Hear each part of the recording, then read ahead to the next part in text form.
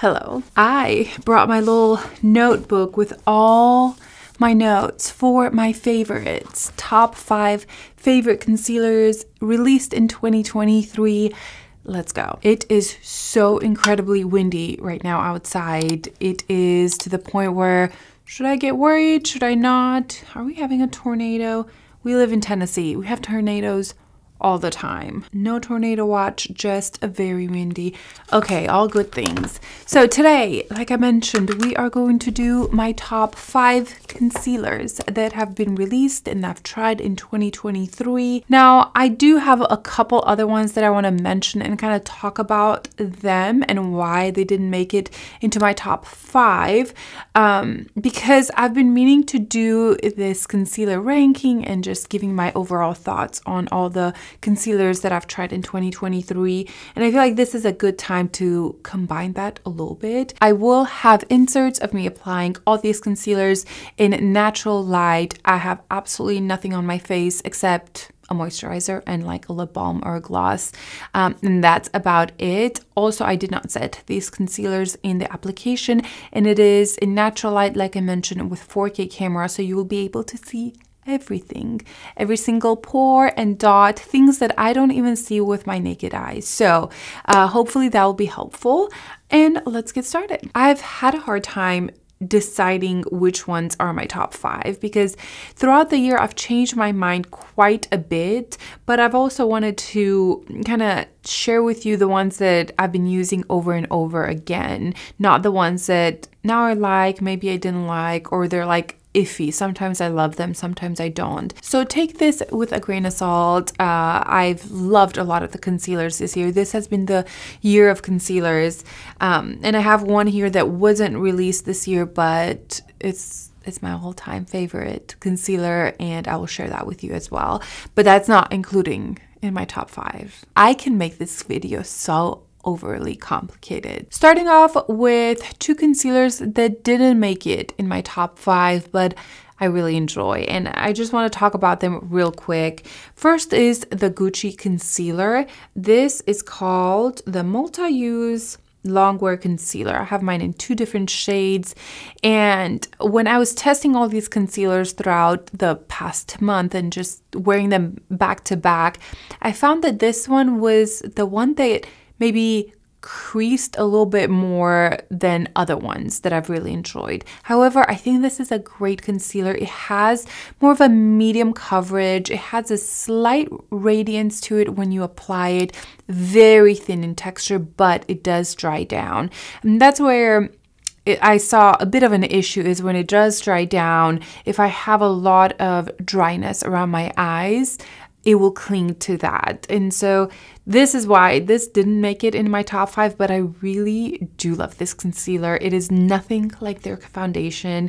I think just overall, it's a beautiful, beautiful concealer, and I enjoy it. I have the shade 24, I think, and 27. 27 is a little bit more, I don't want to say gray undertone, maybe more neutral. 24 is more peachy, but my perfect shade would have been the 25. I swatched that in store, but I already had these, so I'm making these work. Overall, I really like the product. I think it's a beautiful, but that one slight issue that I've noticed made me just reconsider putting this in my top 5, just because I didn't have that issue with my top 5. Do take a shot every time I say top 5 in this video. The next concealer that I wanted to mention is the Makeup by Mario concealer. I did not like this when I first applied it. It wasn't my favorite. It wasn't something that I absolutely hated, but it wasn't something that I enjoyed. Now lately, in the past, I would say 3 months, I've been picking it up here and there more, and I kind of like it.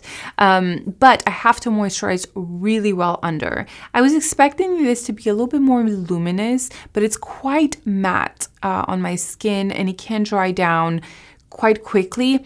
So I think that's what put me off a little bit about this concealer. I have more dry skin overall, so I tend to enjoy really moisturizing concealers. And this was just a little bit too dry for me, dried down too quickly. However, I do love the way this looks when I can get it right. I think it looks really perfecting. It's what I'm wearing today, and I really like the way my skin looks. I kind of went in natural light and looked at it. It's the only concealer that I actually don't have an insert because I wasn't even going to mention it, but I don't know. I thought, why not tell you that I've actually grown to like it more, but it's still not my top 5 because it's a little bit too drying for me. Okay, now let's move on to my top 5, and I'll tell you my all-time favorite concealer that I've tried in 2023 but was not released in 2023 at the end. Number 5 is the YSL All Hours Precise Angle Concealer. This I picked up a couple months ago and I really have loved this concealer. I would say out of everything that I have, this is the most skin-like. It has a very, very, very thin consistency, and when it blends into the skin, it just almost disappears. I initially did not want to pick this up because I thought it would be very full coverage, kind of like the foundation, but this is not. This has like a medium coverage. I could even make it a light medium coverage if I spread it out with my fingers, and very skin-like. I cannot repeat that enough. It's the one concealer that when I put it on, it just disappears. I don't see it on the skin, yet it covers a little bit. I think it's beautiful. The reason it's in number 5, it's because it's probably one of my newer ones, but also it becomes more of a natural finish, not very moisturizing, and it's definitely not matte, so don't be scared of that. Right now in the winter, I feel the need to moisturize a little bit more, but it wears really well. Let's see what I said here. Oh, I said here that it perfects my pores really well, so it kind of puts like a filter over my pores, and just overall a beautiful concealer. The packaging, you know what? I don't love so much. I love the way it looks, but this, can you hear that? It kind of clicks. I don't know if it's just my concealer.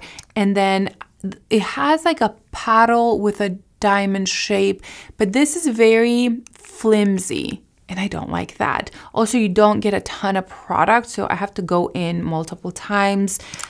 It's not a big deal. Overall, it's a beautiful packaging, but there's a couple of things that are maybe bothering me with the packaging. And again, I don't know if it's just my concealers that's a little defected or all of them are like that. But overall, it's a great discovery this year. I can't believe it made it in the top 5 when I've only tried it in the past few months. So I love it. It's beautiful, very natural on the skin. Moving on to number 4, and here we have the Natasha Denona concealer.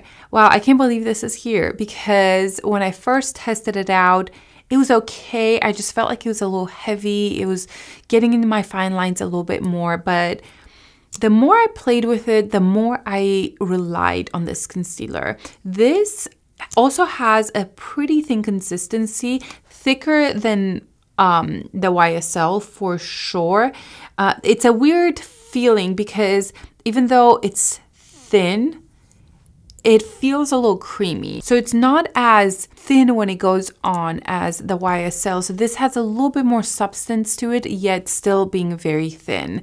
I hope I'm making sense. Now the color I have is in P3. So far it works. It's not my all-time favorite color. I could probably get a better match, but it works. I wear this when I want fuller coverage, when I want to be more perfected, and yet still have a natural to luminous finish on my under eyes. This reminds me a little bit of the Chanel Sublimage, and spoiler alert, this is the one that it's my number 1 ever concealer. I'll talk about this a little bit later, but this kind of reminds me a little bit of that. The Sublimage is just a little bit more luminous and more perfecting, and just it goes over wrinkles so much better than this one. but I find this very long lasting and overall a good stable concealer to have in my collection that's fuller coverage, doesn't dry me out, and I don't over apply this. If I put too many layers, I don't like the way it looks. And I think maybe that was the mistake that I did when I first tested it out, that I added a few layers just to see how it builds up. And I did get full coverage, but I felt like it was just too heavy under my eyes. So I'd rather go for a medium to full coverage and have very thin layer of this. So this is my number 4. I can't believe this made it because I didn't love it when I first applied it, and just slowly kind of grew on me more and more. Number 3, it's this beautiful Givenchy Prisme Libre Skin Caring Concealer. This is in N250. And this I've tried in the beginning of the year. I really hope it came out in 2023. I know I tested out in 2023. Such a beautiful staple concealer in my collection. It has a medium coverage. You can sheer it out a little bit. It's very luminous, very hydrating under the eyes. The consistency, again, all of these are thinner, but this has a little bit more creaminess to it than some of the other ones. It's still thin. It just feels a little bit more moisturizing and creamy under my eyes. I can wear this all over my skin. I think it's a beautiful all over concealer. It reminds me a little bit of the Dior, is it Forever? The big one. This bad boy right here, yes, the Forever Skin Corrector. It kind of reminds me of that, just thinner. And maybe a little bit more radiance. Now that I think about it, they did reformulate and brought this back. But honestly, I've reached for this less than I've reached for the other one. So I'm still standing by my top 5. But this is a great concealer if you have drier skin, more texture. I wouldn't say it's super perfecting over the pores, just because it does have a glow to it. So anytime you have some radiance, the pores are not going to be as mattified, but I think it's still super beautiful. It's one of my go-to concealers for day-to-day use. And like I mentioned, I don't need to have foundation or anything under to be able to wear this, because I can sheer it out, I can build it up a little bit, and I would say I get a medium coverage when I build it up. A beautiful concealer. And I think this year the theme is just how easy all of these concealers are to blend out. All of these, when I was testing them out one after the other, I was like, wow, this one blends in like a dream. And then the next one I would put on, I'm like, oh wow, like I don't have to work for this one either.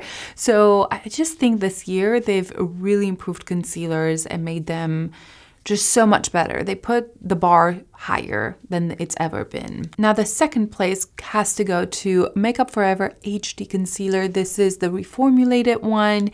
And you know, I haven't seen many people using this concealer or raving about it, but to me this is that concealer that I don't have to think about. You know, if I don't know what to put on, I'll put a little bit of this. Similar to Givenchy, like I use them similar ways. The Makeup Forever is a little creamier, not whipped, but it does have a little bit more substance to it. Yeah, creamier is a good word. It's a very moisturizing. It's quite radiant. I would say it has light to medium coverage, so I can really get a light layer or light to medium. I don't think I can get more than that medium coverage with this. The one thing that I think it's very special about this is how blurring this looks. Even though it has that luminous finish, unlike the Givenchy that doesn't necessarily blur my pores or does anything for my pores, this just smooths them out, blurs them, and I don't know, it makes my under eye look so healthy. Mostly now in the winter, I've been reaching for this almost daily because my skin is getting a little bit more dry. My favorite shade is 2.2, but I have 2.0 and sometimes I'll mix them, mostly if I'm not tan at all, like now. It is such an understated concealer, even by me. I'm not out here like telling you it's my favorite in every favorites video, but it's one that I reach for over and over again, and I really enjoy it. As you can see, I really like a more hydrating, luminous, skin-like concealer, and there's a theme here, right? We don't have any full coverage matte finish in here. The fact that Natasha Denona made it in here that has fuller coverage is just a shock for me, honestly. And the number one release this year has to go to Tower 28 concealer. This is like a serum concealer. It's thinner, but wow, the coverage is so good. I have so many things to say about this concealer and how much I love it. I love the applicator. I love how blendable it is. I love how it feels under my eyes. The coverage is perfect for me. It's like that good medium coverage, right? It's not light, it's not full, it's like a good medium. It's perfect for me. I like the luminosity that it has. I love how long lasting it is. I really like it on my face. I could just use these. That's why I have 3 different colors, so I can use them as my foundation sometimes, or pinpoint, conceal with nothing under it. I like how it works with fuller coverage foundations, with really no foundation at all. And I like how this sets down as well. I don't have to set it if I don't want to. I will set it if I want it to be less luminous and more blurring. Just my baby, okay? This has been such a good release this year for me. This is number one best concealer release in my opinion. And like I mentioned, I just like more of a natural skin. I like, you know, the concealers, I do like them to have medium coverage or be able to reach that medium coverage. But the overall look of my face, I don't like to have a ton of coverage. And I feel like this is such a great balance between coverage and moisturization, yet skin-like. It's just perfect in my humble opinion. Now, the concealer that I want to give a special mention that did not come out in 2023, came out in 2022 right at the end, but I tested out in 2023. Okay, I'm confused now, is the Chanel Sublimage. This is my all-time favorite concealer. All-time favorite concealer. Look how much I used of this. And I hate the packaging. Everybody hates the packaging, okay? But I kind of feel like the texture of this works with the packaging the way I do it, which you probably shouldn't do this, but I just stick my finger in there and take a dot, and that's all I use all over the face. I don't go in for more.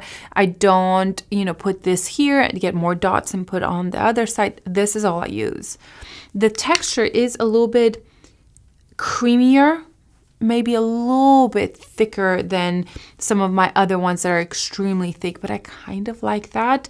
It blends in like nothing. It has great coverage. This is one that I can have medium coverage or full coverage. I can get a full coverage out of this concealer. The reason that it's my all-time favorite, it's because the texture, the way it blurs my under eyes, yet it has a luminosity. There's something so special about this. It will last all day long. I do not have to set this. If I want that luminosity gone a little bit, I will set it with just a little bit of powder. Besides the fact that this is part of the Sublimage line, which has a lot more skincare ingredients, I think it goes on over wrinkles so well. I don't think I've ever tried a better concealer, in my opinion, that worked with any wrinkles or textures or things like that. I've tried this on other clients as well, and it looked so beautiful, even on more mature skin. I do not have this in my professional kit. I actually asked for some small samples of different shades just to test out on clients and see how it works on them, but it's just 10 out of 10 in my opinion. The best concealer. If I could only pick one concealer out of my entire collection, it would be this one, even though the packaging sucks. Okay? We all know that. Another thing that it could be negative is the colors. They all pull a little peachy. I personally like that because I feel like it helps with my dark under eyes. You need to test out the colors so you don't spend that much money on it when the color won't work for you. The color I have is, I think, 30, yes, and I like it. I could pick up a shade 40 as well for when I am tan, but the way this covers my under eyes, the luminosity, the effect that it gives is just the best. And that, my friends, wraps up my 2023 favorite concealers and a couple little extra thoughts on some other ones. You may have noticed that the Haus Labs concealer has not made it to even top 7 because I still don't get along with that one. I know the whole world loves it, but that is not me. I have not changed my mind on that concealer. So I hope you guys enjoyed this video. Don't forget to subscribe down below. You can follow me on Instagram for more reels, and I will see you in my next video. Bye.